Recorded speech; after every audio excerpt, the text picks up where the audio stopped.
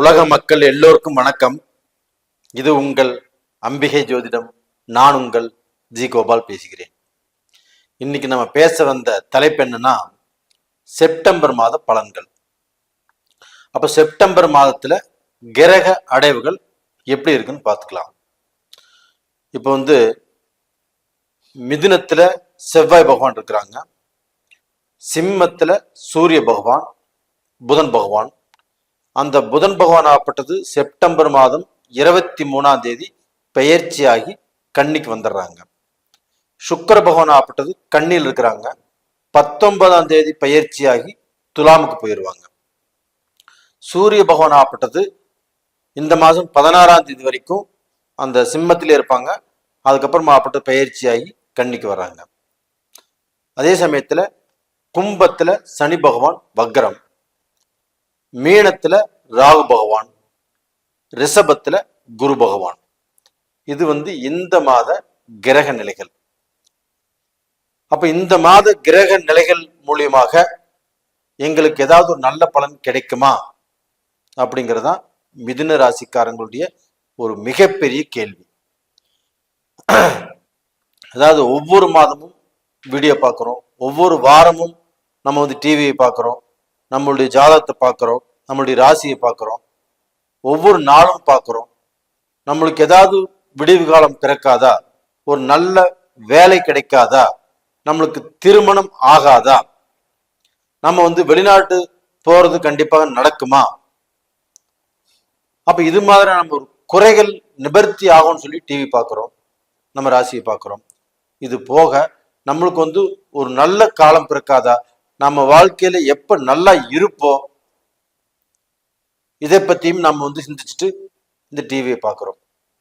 அப்படி பார்க்கக்கூடிய வரிசையில இந்த செப்டம்பர் மாத பலன்களும் உங்களுக்கு முக்கியமான ஒரு விஷயம். அப்ப இந்த செப்டம்பர் மாதத்துல உங்களுக்கு தொழில்காரகன் அப்படின்னு எடுத்துட்டோம்னா குரு பகவான். அப்ப அந்த குரு பகவான் ஆப்பட்டது 12ஆம் இடத்துல மறைஞ்சிருக்கிறாங்க ஒண்ணு. அது போக அதே 10ஆம் இடத்துல ராகு பகவானும் இருக்கிறாங்க. அப்ப அந்த ராகு பகவான் இருக்கக்கூடிய நிலையும் திருப்தியாக இல்லை. அந்த ராகுவுக்கு வீடு கொடுத்த குரு பகவானும் உங்களுடைய ராசிக்கு 12ல மறைஞ்சிருக்கிறாங்க. இது போக சுக்கிர பகவானும் நீச்ச கதியில் இருக்கிறாங்க. அப்ப உங்களுக்கு தொழில்காரகன் 10ஆம் இடத்து அதிபதி குரு பகவான் 12ல மறைஞ்சிருக்கிறது சரியில்லை. அந்த ராகு பகவானும் உங்களுக்கு நல்ல பலனை கொடுப்பதாக இல்லை. அப்போ இன்னைக்கு இந்த செவ்வாய் பகவானும் உங்க லக்னத்தில் இருக்கிறது பார்க்க போனா உங்களுக்கு பார்க்க போனா மிகப்பெரிய டென்ஷனை கொடுக்கும், குழப்பத்தை கொடுக்கும். நீங்க எவ்வளவு பெரிய அறிவாளியாக இருந்தாலும், எவ்வளவு ஒரு புத்திசாலியாக இருந்தாலும், இப்ப இந்த பீரியட்ல நீங்கள் முடிவெடுக்கிறதுல ஒரு விஷயத்தை பத்தி முடிவெடுக்க போறீங்க. அதுல பார்க்க போனா கண்டிப்பாக நீங்க எடுக்கக்கூடிய முடிவு திருப்தியை கொடுக்காது. அப்ப டோட்டலா பாத்தீங்கன்னா நீங்க தொழில் விஷயத்துல கொஞ்சம் ஜாக்கிரதையாக இருங்க. இப்ப போன மாசம் நல்லா இருந்தது, அதுக்கு முந்தின மாசம் நல்லா இருந்தது. இப்ப இந்த மாசத்துல எப்படின்னா உங்களுக்கு எப்படி உங்க பிசினஸ் ஆகப்பட்டது ரன்னிங் ஆயிட்டு இருக்குதோ அது அப்படியே போயிட்டு இருக்கட்டும். அதுல பார்க்க போனா புதுசா எந்த முயற்சிகளும் எடுக்காமல் இருப்பது நல்ல விஷயம். இப்ப ஒரு பக்கம் வேலை செஞ்சுட்டு இருக்கிறீங்க, இந்த வேலையை விட்டுட்டு வேற இடம் மாறி போற, வேற கம்பெனிக்கு போற, இப்ப செய்யலாமா அப்படின்னா இந்த மாதத்தில் நீங்கள் பார்க்க போனா செய்யாமல் இருப்பது நல்ல விஷயம். இப்ப தொழிலே இன்வெஸ்ட் பண்ணணும், பிசினஸ்ல வியாபாரத்துல அந்த இன்வெஸ்ட் பண்ணலாமா அப்படின்னா கண்டிப்பாக இந்த மாதத்துல பண்ணக்கூடாது. அதே சமயத்துல பிசினஸ்ல இன்வெஸ்ட் பண்ண வேண்டிய ஒரு சூழ்நிலை அப்படின்னா உங்களுடைய ஜென்ம ஜாதகம் நல்லா இருந்ததுன்னா ஒன்றும் பிரச்சனை இல்லை. அது போக உங்களுக்கு குருமார்கள், அதாவது உங்களுக்கு எவ்வளவு விஷயம் தெரிஞ்சிருந்தாலும் உங்களுக்குன்னு ஒருத்தர் உங்களுக்கு மேல உள்ளவங்க அவங்களை கேட்டுட்டு ஒரு விஷயத்தை நாம செய்யறது நல்ல விஷயம். அது மாதிரி உங்களுக்கு தெரிஞ்சவங்க யாராவது இருந்தால் அவங்களை கேட்டுட்டு செய்வது நல்ல விஷயம்.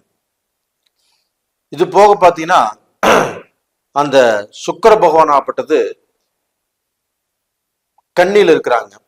அப்ப அந்த கன்னியில இருக்கக்கூடிய அந்த சுக்கிர பகவான் ஆப்பட்டது 4ஆம் இடத்துல இருக்கிறாங்க. அப்ப அந்த சுக்கிர பகவான் தான் உங்களுக்கு வந்து பணத்தை கொடுக்கக்கூடிய கிரகம். அப்ப குரு பகவானும் 12ல மறைஞ்சிட்டாரு.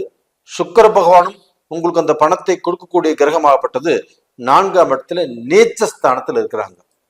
அப்ப அந்த நீச்ச ஸ்தானத்துல இருக்கும்போது என்ன, நம்மளுக்கு பிசினஸ் சம்பந்தப்பட்ட பணம் நம்ம கைக்கு கிடைக்குமானா கிடைக்காத சூழ்நிலை உருவாகும். நம்ம ஒரு ஆர்டர் முடிச்சு கொடுத்துருக்குறோம், அந்த பணம் இப்ப வரும்னு சொல்லிக்கிறாங்க, அது வருமானா அது கொஞ்சம் லேட் ஆகலாம். அப்படி வந்தாலும் அந்த பணத்தை நீங்கள் திருப்தியான முறையில செலவு பண்ண முடியாது, வேற பிசினஸுக்கு செய்ய முடியாது. ஏன்னா சுக்கிர பகவான் நீச்சம். அப்ப டோட்டலா பாத்தீங்கன்னா உங்களுக்கு எதுவாக இருந்தாலும் கொஞ்சம் நிதானம் செய்து உங்களுடைய காரியத்தை நீங்கள் மெல்ல மெல்ல நகர்த்தி கொள்வது நல்ல விஷயம். ரெண்டாவது பாத்தீங்கன்னா அந்த சுக்கிர பகவான் நீச்சம் அப்படிங்கிறதுனால உங்களுக்கு வந்து குடும்பத்துல கண்டிப்பாக நீங்கள் சொல்வதை, நீங்கள் எதிர்பார்ப்பதை கண்டிப்பாக உங்களுக்கு சாதகமா செய்வதற்கு வாய்ப்புகள் இல்லை. அப்ப அந்த சமயத்துல நமக்கு டென்ஷன் ஆகும், குழப்பமாகும், குடும்பத்துல பிரச்சனைகள் உருவாகும். அந்த பிரச்சனைகள் வராமல் பார்த்து கொள்வது உங்களுடைய கையில் தான் இருக்குது. அதே சமயத்தில் நண்பர்கள் விஷயத்திலேயோ இல்லைன்னா உங்களுடைய சொந்த பந்தத்திலேயோ கண்டிப்பா மனஸ்தாபங்களோ மன சங்கடங்களோ ஒரு விஷயத்தை எதிர்பார்த்து உங்களுக்கு கிடைக்காம போகுது, அது நடக்காம போகுது, அவங்க செய்யாம விட்டுறாங்க, இல்ல அவங்க கொடுத்த வாக்கு காப்பாத்துல, இந்த மாதிரி சமயத்துல சங்கடம் சலிப்புகள் வருவதற்குண்டான வாய்ப்புகள் இருக்குது. அதனால அங்கேயும் கொஞ்சம் ஜாக்கிரதையா இருங்க. இதுக்கு அடுத்தபடியா பாத்தீங்கன்னா வெளிநாடு போகணும்னு நினைக்கிறவங்க, வெளிநாட்டுக்கு அப்ளை பண்ணணும்னு நினைக்கிறவங்க, இப்ப இந்த சமயத்துல அப்ளை பண்றதுங்கிறது கொஞ்சம் அடுத்த மாசம் பண்றது நல்லா இருக்கும். ஏன்னா சுக்கிர பகவான் நீச்ச கதியில் இருக்கிறாங்க, குரு பகவானும் சரியில்லை. ரெண்டாவது பாத்தீங்கன்னா அந்த புதன் பகவான் ஆப்பட்டது இந்த மாதம் 23ஆம் தேதி சிம்மத்திலிருந்து பெயர்ச்சியாகி கன்னிக்கு வர்றாங்க. கன்னிக்கு வந்து கேதுவோடு இணையறாங்க. அப்ப மிதுன ராசிக்காரங்களாப்பட்டது அவங்க எப்பவுமே அறிவாளிகள் தான், நல்லா சிந்திக்க கூடியவர்கள் தான். ஆனா எவ்வளவு பெரிய அறிவாளியாக இருந்தாலும், எவ்வளவு சிந்திச்சு செயல்படுறவங்களாக இருந்தாலும், அந்த கேது கூட அந்த புதன் சேரும் போது அவங்களுடைய புத்தியை மாத்திரும், அந்த புத்தியை குழப்பிடும், நல்ல முடிவுகளை அவங்களால எடுக்க முடியாது. ஒரு பிசினஸ்லயும் சரி, வீட்லயும் சரி, நடைமுறை வாழ்க்கையிலும் சரி ஒரு நல்ல முடிவு எடுக்க முடியாது. அப்ப அங்கே குழப்பங்கள் உருவாகும், தேவையில்லாத பிரச்சனைகள் உருவாகும், தேவையில்லாத லாஸ், நம்ம எடுக்கக்கூடிய முடிவினால நம்மளுக்கு வந்து பார்க்க போன நஷ்டங்கள் வருவதற்குண்டான வாய்ப்புகள் இருக்குது. அதனால அந்த சமயத்துல கொஞ்சம் ஜாக்கிரதையாக இருங்க.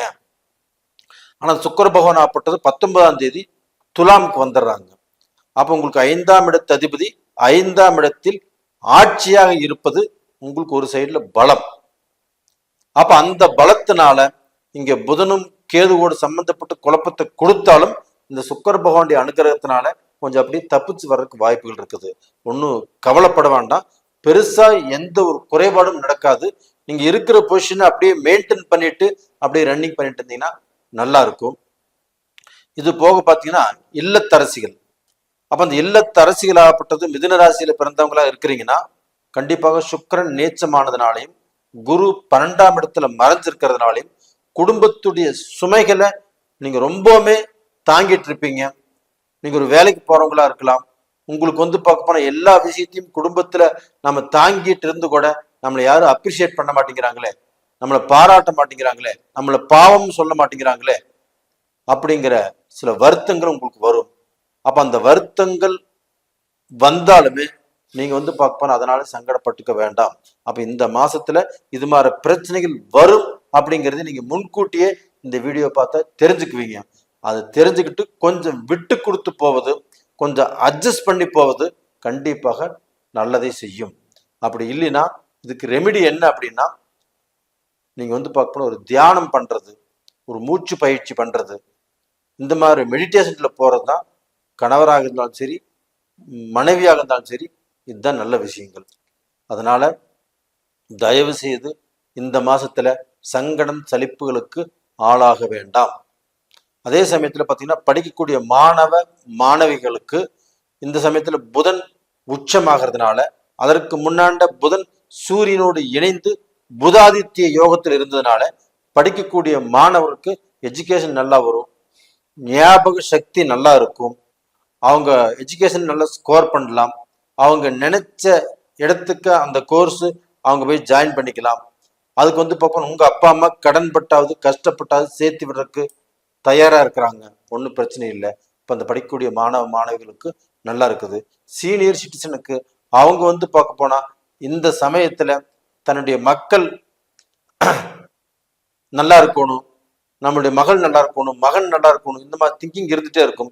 அப்ப அவங்களுடைய வாழ்க்கையில சில நிறைய குறைகள் இருக்கும். அதை நினைச்சு நீங்க வந்து இப்ப வருத்தப்பட்டீங்கன்னா வருத்தப்பட்டுட்டு தான் இருக்கணும். அப்ப அந்த சமயத்துல வருத்தப்படாமல் அவங்கள பத்தி யோசனை பண்ணாமல் நீங்க கொஞ்சம் ரிலாக்ஸா இருக்கிறது நல்ல விஷயம். அதே சமயத்துல பாத்தீங்கன்னா உங்களுக்கு வந்து அந்த மிதுன ராசியிலேயே தலையிலேயே தீ, அதாவது அந்த செவ்வாய்ங்கிறது அந்த ராசியிலேயே உட்காந்துருக்குறாங்க. அப்போ வந்து உங்களுக்கு வந்து உடம்பு சூடாகும், ரொம்ப ஹீட் ஆகும், நம்ம வந்து படபடபடன்னு இருப்போம், ஒரு குழப்பமா இருப்போம், ஒரு டென்ஷனா இருப்போம். இந்த மாதிரி பிரச்சனை எல்லாம் கண்டிப்பாக மிதுன ராசியில் பிறந்தவங்களுக்கு வரும். அதை வந்து மற்றவங்க புரிஞ்சு அவங்களோட பேசுறதோ பழகுறதோ இதுல கொஞ்சம் வித்தியாசம் தெரிஞ்சுன்னா அப்படி கொஞ்சம் அட்ஜஸ்ட் பண்ணி போய்க்கிறதா நல்ல விஷயம். நேயர்களே, இந்த பதிவு பிடிச்சிருக்குன்னு நினைக்கிறேன். பிடிச்சிருந்தா லைக் பண்ணுங்க, சப்ஸ்கிரைப் பண்ணுங்க, ஆல் அப்படிங்கிற பெல் பட்டனையும் ப்ரெஸ் பண்ணிக்கோங்க. உங்களுடைய ஜென்ம ஜாதகத்துல உங்களுக்கு நடக்கக்கூடிய தசாபுத்திகள் எப்படி இருக்குன்னு பார்த்துக்கோங்க. அப்படி பார்க்கணும்னு நினைச்சீங்கன்னா கீழே 2 நம்பர் கொடுத்துருக்குறோம், கான்டாக்ட் பண்ணுங்க. ரெண்டாவது பார்த்தீங்கன்னா இப்போ இந்த மிதுன ராசிக்காரங்களுடைய வாழ்க்கையில கஷ்டங்களே வந்துட்டு இருக்குது. இந்த கஷ்டத்திலிருந்து விடுதலை இல்லையா அப்படிங்கிற ஒரு ஏக்கத்தோடு பார்த்துருப்பீங்க. இன்னைக்கு நாம சொல்லக்கூடிய பலனை நீங்க எடுத்துக்கோங்க. உங்களுக்கும் கண்டிப்பாக அந்த விடிவு காலம்ங்கிறது காத்துட்டு இருக்குது. ஒன்றும் கவலைப்பட வேண்டாம், தைரியமாக இருங்க. உங்களிடமிருந்து விடைபெறுவது உங்களின் ஜி கோபால்.